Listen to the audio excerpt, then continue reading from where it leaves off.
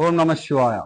ఈశానం సర్వవిద్యానాం ఈశ్వరం సర్వభూతానం బ్రహ్మాధిపతి బ్రహ్మణోపతి బ్రహ్మ శివేస్తు సదాశివం.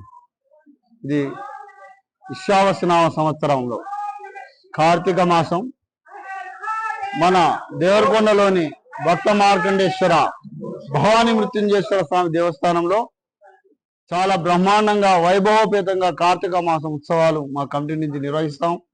ముఖ్యంగా దేవస్థానంలో ప్రతి నిత్యం కూడా స్వామివారికి ప్రాతకాలన రుద్రాభిషేక కార్యక్రమాలు ఉంటాయి. అనంతరం అమ్మవారికి అక్కడ అభిషేక కార్యక్రమాలు దుర్గా భవానీ మాతకు మరియు రేణుకా ఎల్లమ్మ పుట్ట దగ్గర కూడా వైభవపేతంగా మంత్రోచ్చారణతో ప్రతిరోజు పూజలు నిర్వహిస్తుంటాం. ముఖ్యంగా ఈ కార్తీక మాసంలో ప్రతి నిత్యం కూడా భక్తులు విపరీతంగా పెద్ద ఎత్తున కూడా ప్రాతకాలం నుంచే దేవస్థానానికి ఇచ్చేస్తారు.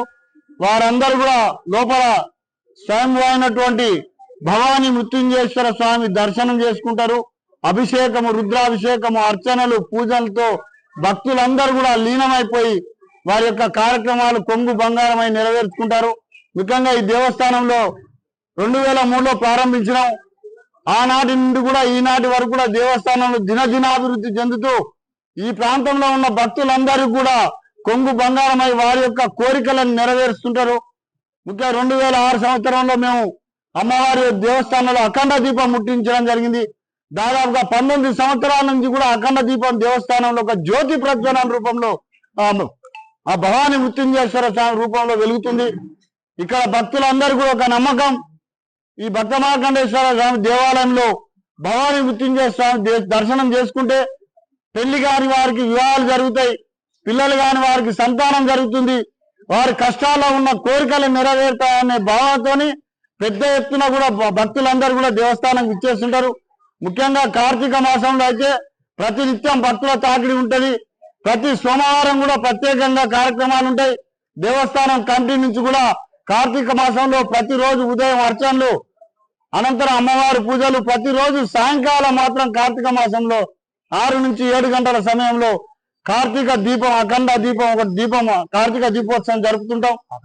ఆకాశ దీపోత్సవం జరుపుతుంటాం. అటు దీపోత్సవంలో భక్తులు కూడా పెద్ద ఎత్తున పాల్గొంటారు.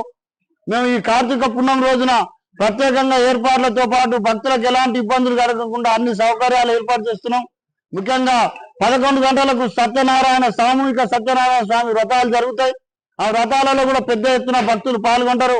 అనంతరం మహాప్రసాద వితరణ కూడా దేవస్థానం నుండి జరుగుతుంది. కనుక ఇంతటి పెద్ద ఎత్తున భక్తులు దేవస్థానం ఇచ్చేస్తున్నారు. కనుక మేము భక్తులందరూ కూడా మా కంటి నుంచి ధన్యవాదాలు తెలపడం కాకుండా అమ్మవారి ఆశీస్సులు పొందాలని చెప్పేసి ఆ దివ్యమంగళ ఆశీస్సులతో ప్రతి ఒక్కరు అభివృద్ధి చెందాలని కోరుకుంటాం. చరిత్ర సృష్టించినోడు ఇప్పుడు ఆ చరిత్రని తిరగరాయబోతున్నాడు.